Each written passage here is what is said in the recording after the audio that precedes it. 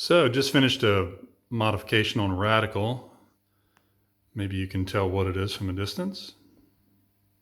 I put in some stadium lighting. And you know, this game, I think, really just screams ultraviolet because of the fluorescent colors on the playfield. I decided to go with ultraviolet LEDs in the stadium lighting.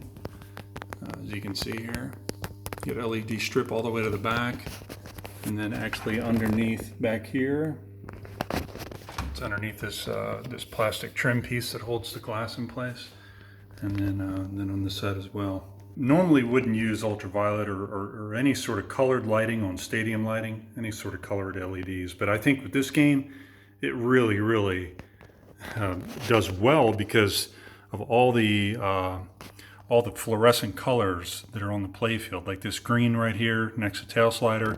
Even the flippers themselves glow. So the J1 connector up here, pin number 15 up here is your 12 volts. There's actually a test point here, test point 3 for it. And then the grounds of these bottom 5 wires, black wires there. So, whoa, that's like totally gnarly.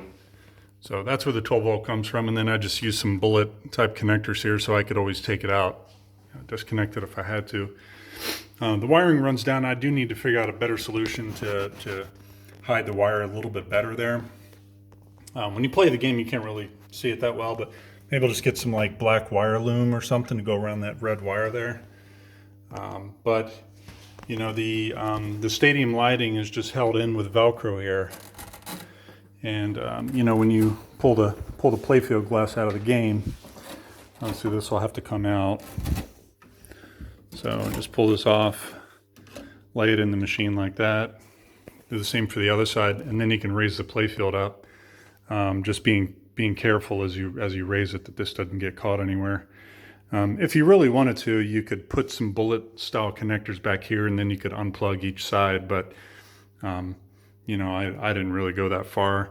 I figured I would twist this up just as the wires were out of sight. You know, when you play the game. But you can really see, if I turn off my light here, you can really see the difference between not having the UV lights on there and then how that green glows, you know. And again, the flippers, it really just brings out some of the colors in the game. And what I was talking about here a second ago, here's your side art, and you can see how great this side art looks. So, you know, if you really wanted to throw some black lights up in your arcade, or maybe underneath of the machine, I don't know, you'd have to get creative and figure out how to do that. But the artwork on the side is actually you know, luminescent, the original stuff. Now they make reproduction artwork now. I'm not sure if that orange is going to show up the same, but yeah. And then you just put this back in here, kind of like this. And then the playfield glass slides right over top of it. Move that one down a little bit. Playfield glass goes right in here. And then as you're playing the game, you know, it's projecting the UV light onto the playfield.